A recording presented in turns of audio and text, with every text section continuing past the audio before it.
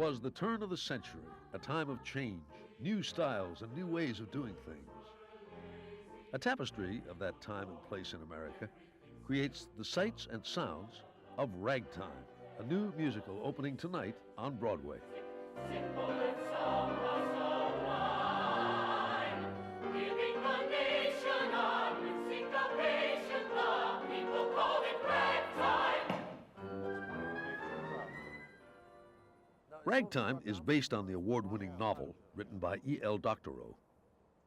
That particular time, at the turn of the century, was a time of an awful lot of movement and change. Oh, absolutely. Everything was changing, and some people were going with it or representing the change or riding the change, the way you'd ride a wave, and others were resisting it and going under.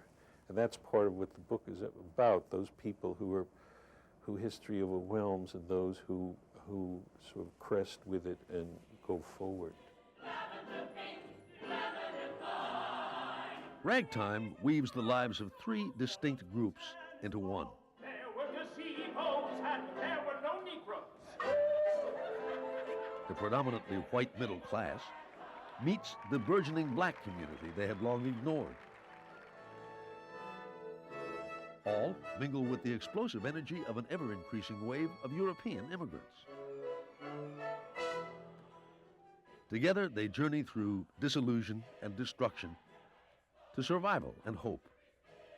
Somehow, they find the sustaining ability to dream.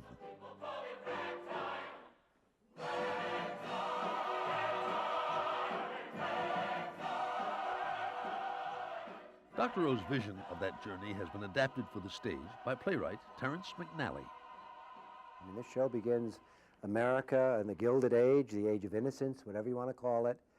Everybody was going to get what they wanted. People of color, equality, immigrants, $1 million, and mother and father, the middle class, was just going to, take over the entire world. And they all learned that we all have to work together to make that dream come true. And the show... McNally, an opera buff, knows well the ability of music to do what no word or picture can do alone. I do feel this show is very much a return to the tradition of people singing about big emotions, primary emotions. It's not a tongue-in-cheek satire. It's not cynical. It's a very noble show. It says, here's my heart, and that, I think we're coming back to that kind of expression as human beings.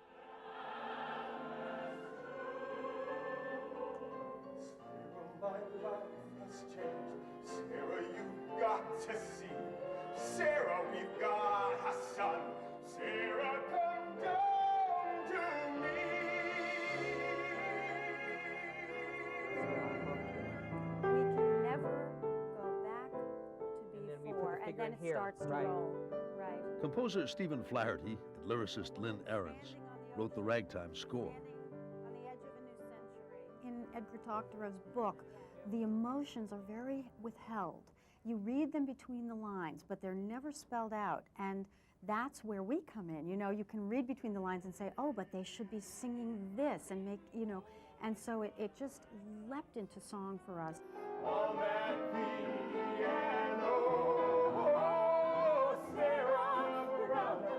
There were actually key songs where Lynn would see a line of Terrence's and say, well, that's a great song moment, or that's a great song title.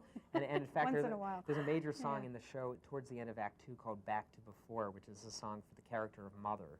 And it's basically this woman going from the Victorian age and breaking into the modern age. And Terrence had written a line that we can never go back to before. And Lynn thought that's the title of the song. You were my sky, my moon, and my stars and my ocean. We can never go back to before. We can never go back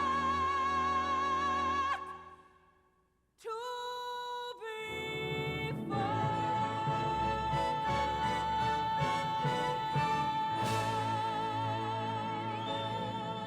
So musically, lyrically, we had to deal with a huge amount of material, all of which is so relevant to America, you know. And each of those different elements, they all have their own sound, too. So that was part of the fun of the piece, and I think the challenge of the piece.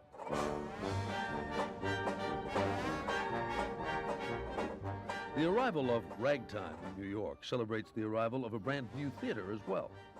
Two theaters built in the Ragtime era in the early 1900s, the Lyric and the Apollo, had seen the glory days of show business and the decline of the latter part of the century.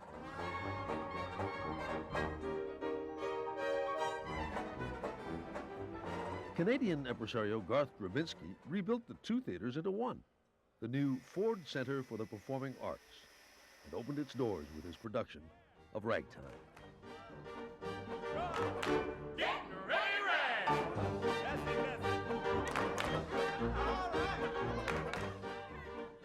America has changed over these 100 years, but in looking back at the last turn of the century, Ragtime reminds us of how far we've come, only to arrive at the same place. This is one of the reasons history has to be written and rewritten for every age, because basically what you're doing is you're clarifying yourself in your own time in terms of the past. We thought it was going to be really easy to make this country work. I think we found out in the 90s. It's very hard to make this country work, but it's worth the struggle. Here to revelry.